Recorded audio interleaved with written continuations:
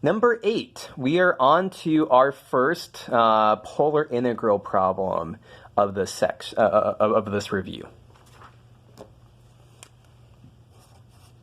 So this type here, we're given, so x ranges from 0 to 2, y ranges from 0 to square root of 4 minus x squared, e to the minus x squared plus y squared dy dx. So we're told that we want to convert this to polar coordinates. So let's go ahead and sketch out the region that we're integrating over. So x is ranging from 0 to 2. And y is ranging from 0. So we have y as square root of 4 minus x squared. If we square both sides, we get y squared is 4 minus x squared. So that's x squared plus y squared is equal to 4.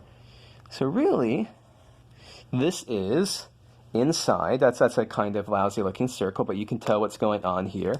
This is a quarter circle here, where the circle has radius 2. So this is going to be very easy for us to do. It's a very natural region to do in polar coordinates. It's also very suggestive that we've got an x squared plus y squared in our integram. That's going to make our lives nice. So when we write out our bounds on r and theta, so we see here r is running from 0 to 2, and theta is running from 0 to pi over 2. So this is a pretty easy problem for us to write down the bounds for. So theta runs from 0 to pi over 2. R runs from 0 to 2. So now whenever we see an x squared plus y squared, we replace that with an r squared. And then the last thing we have to do is that we have to always remember to throw in a factor of r here.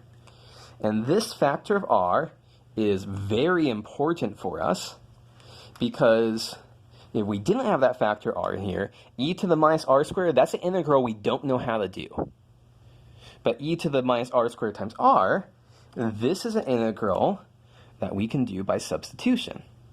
So we can substitute in u is equal to minus r squared, du is equal to minus 2r dr.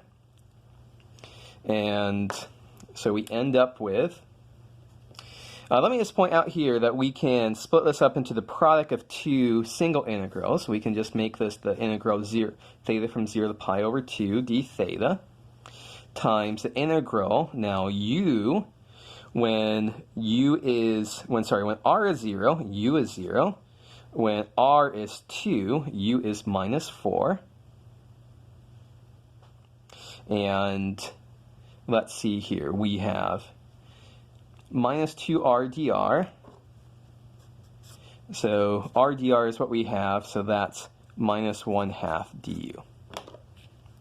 So minus 1/2 e to the u du, and this is what we're integrating here. This first integral is, of course, just pi over 2, and the second integral, minus 1/2, integral of e to the u is e to the u, and we substitute in u from 0 to minus 4. And so what do we end up with? Pi over 2 times minus 1/2 times e to the minus 4 minus e to the 0. And I'm going to flip this because e to the 0 is 1, and e to the minus 4 is less than 1. So altogether, this is going to be pi over 4. I'm going to move that minus sign inside there. 1 minus e to the minus 4th. So this is a positive number down here, and we think about we're integrating. This is always positive up here. So everything in sight is positive now, and that's great. So that's a pretty easy polar coordinates integral. Let's see, what is our next one? That was number 8. Number 9 is going to be a cylindrical coordinates one. So let's tackle our cylindrical coordinates. So that's going to be our bounds here. X squared plus y squared is less than or equal to z. It's less than or equal to 9. So if we want to do this in cylindrical, we need theta, then r, and z. This is our standard method for doing things. dz, dr, d theta. Don't forget the Jacobian, the factor r that we throw in here. And if you check, we are integrating z here. Okay, now it's time for us to fill in. Now it's time for us to fill in the various bounds here. First thing, we're making a full loop around the circle. There's no bounds in x or y just by itself. This is just theta from 0 to 2 pi. We see here that this is really r squared is less than or equal to z, so less than or equal to 9. So now this gives us the bounds on z are running from r squared to 9. And then finally, the bounds on r require a little bit of thought. So first, we should know that our natural lower bound for r is 0. So we should stick that in because there's no lower bound r. Now, what's the upper bound r? Well, if we cover up the z here, we see we actually have r squared is less than or equal to 9, which gives us r is less than or equal to 3. We can't say that z is an upper bound for r, because at this point we've integrated with respect to z. We can't have any bounds depend on z. So our z bounds can depend on r and theta, and they depend on r. Our r bounds can depend on theta. We want them to. They can't depend on z. So this is the integral that we want to do here. And so at this point, we should just be able to integrate this straightforwardly. I'm going to split this up, theta from 0 to 2 pi. We can split that off. R from 0 to 3. When we integrate z here, we get z squared over 2 times r. And you're going to plug in z from r squared to 9. So this factor is, of course, a 2 pi. And this will be, we plug in z is equal to r squared. Sorry, z is equal to 9 first.